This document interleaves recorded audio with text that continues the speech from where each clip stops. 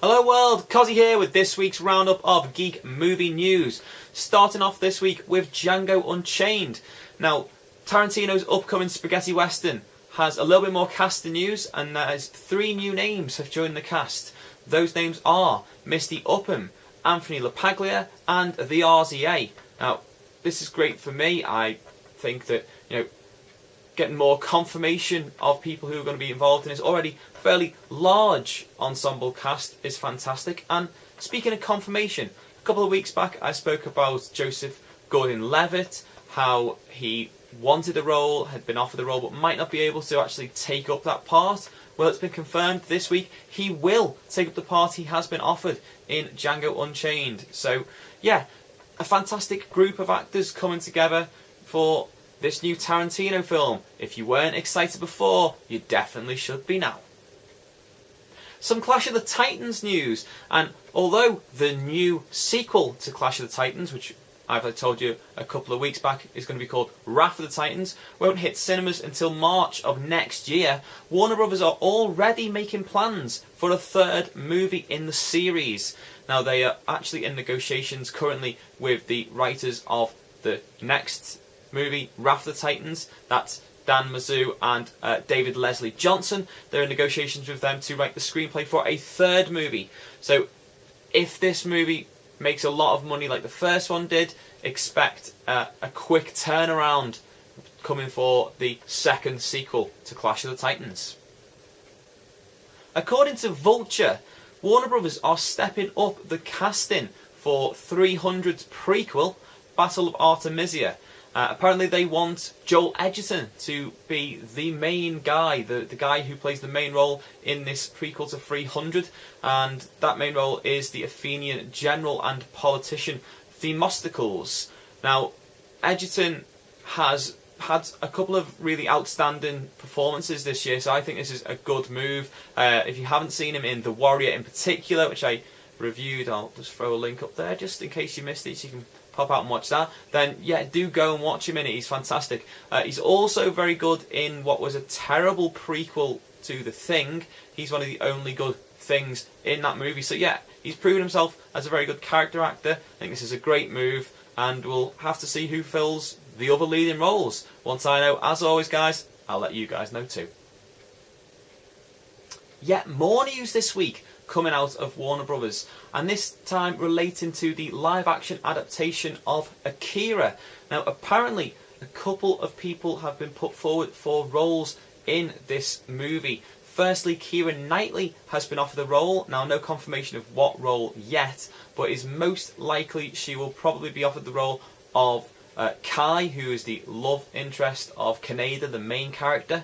Also, there's 2 actors, according to Hollywood Reporter, who have been offered the role of Tetsu and who will be reading for that role at some point this week. Those actors are Ezra Miller and Alden Ehrenreich. So, good additions. I'm glad to see that they're finally moving forward with this movie. Although, obviously, these aren't confirmations yet. The names that they are putting forward, like those I've just mentioned, like those I mentioned last week, Gary Oldman, Helena Bonham Carter, all fantastic, and I think, as a fan of the original both manga and anime, really do fit the roles that they are being offered. Yeah, we'll just have to wait and see. Hopefully Warner Brothers can do a good job with a live action adaptation of Akira. Do you remember the Doozers? Do you remember the Gorgs? Did you at any point during your childhood shout, "Get off my radishes"? If you did, that means you remember Fraggle Rock, which is great, because New Regency have struck a deal with Jim Henson Productions to make a big screen adaptation of the popular 1980s TV series. It's apparently going to be co-produced by the Jim Henson Company and Ivan Reitman's Montecito Production Company. No confirmation yet on who's going to be involved, no confirmation on whether it will be a CGI or puppet-based movie.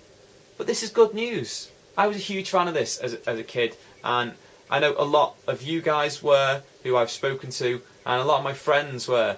So to finally see this hit the big screen in the near future will be absolutely fantastic. It'll be just as good as well. Go and see that Muppet movie when it finally comes out. with the third movie gaining positive reviews in the US and about to hit big screens in the UK in the near future. All's looking rosy for Harold and Kumar. So rosy, in fact, that Lionsgate are considering making an animated TV series featuring the two characters. Now, there's been a lot of interest in this from places like Comedy Central and MTV. It's been confirmed that every episode of the series will be written by the original writers of the three movies, John Hurwitz and Hayden Schlossberg, and that both John Chu and Cal Penn will lend their vocal talents to the characters they've played on the big screen. So this is brilliant. This could be a modern day Beavis and Butthead, a great addition to the stable of adult animations, and I am really excited to see what they do with it.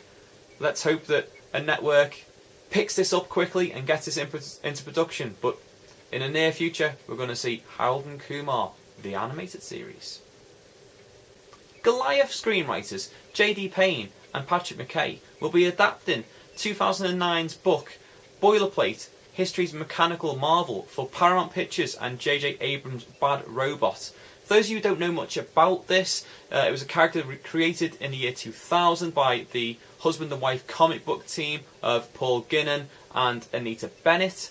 It has a rich fictional backstory and history that sees this robot steampunk creation travelling through history in the late 1800s, early 1900s, meeting people like Teddy Roosevelt, like Mark Twain, like Nikola Tesla. So hopefully these two screenwriters can do such an interesting concept justice and make a fantastic big screen adaptation. It seems that this year's Rise of the Planet of the Apes is going to receive a sequel, as Fox announced this week they've come to a 7-figure agreement with Andy Serkis to reprise his role as Caesar. Now, there's no news yet on any other cast members returning from the original movie, but they have snapped up the original director, Rupert Wyatt, and the original screenwriters, Rick Jaffa and Amanda Silver. So this is good news for the people who are fans of this movie, and I know a lot of people are, because it made a lot of money at the box office. So there is going to be a sequel to Rise of the Planet of the Apes. More news on the X-Men First Class sequel, or as I keep calling it, X-Men Second Class this week, and that is that the fact that the film now has a screenwriter in the shape of Simon Kinberg.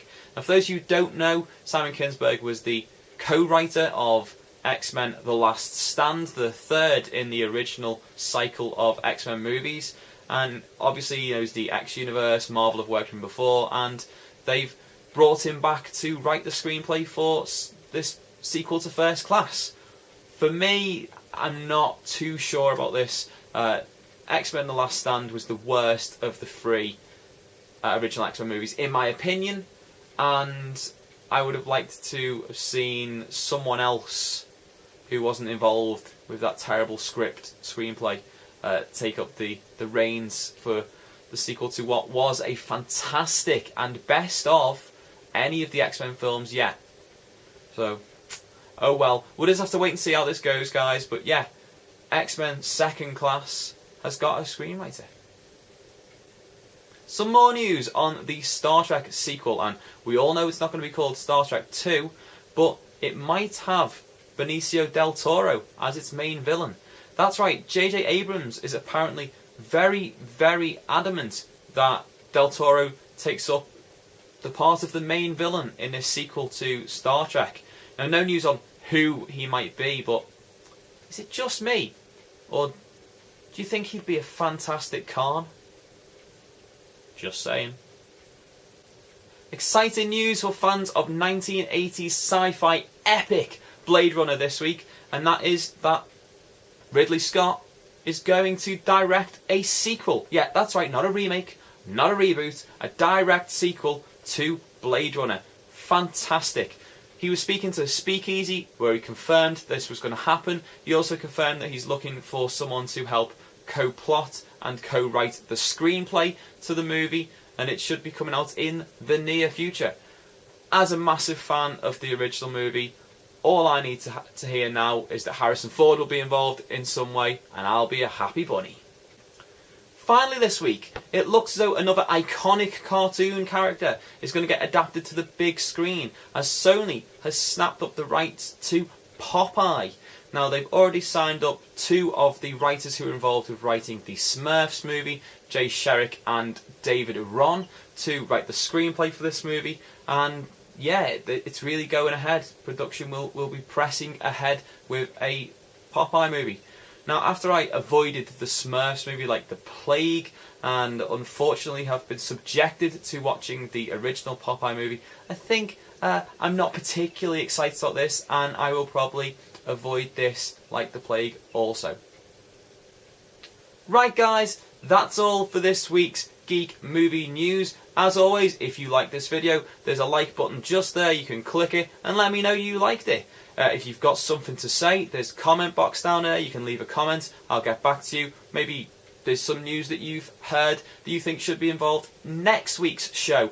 Then pop a comment down there and let me know about it.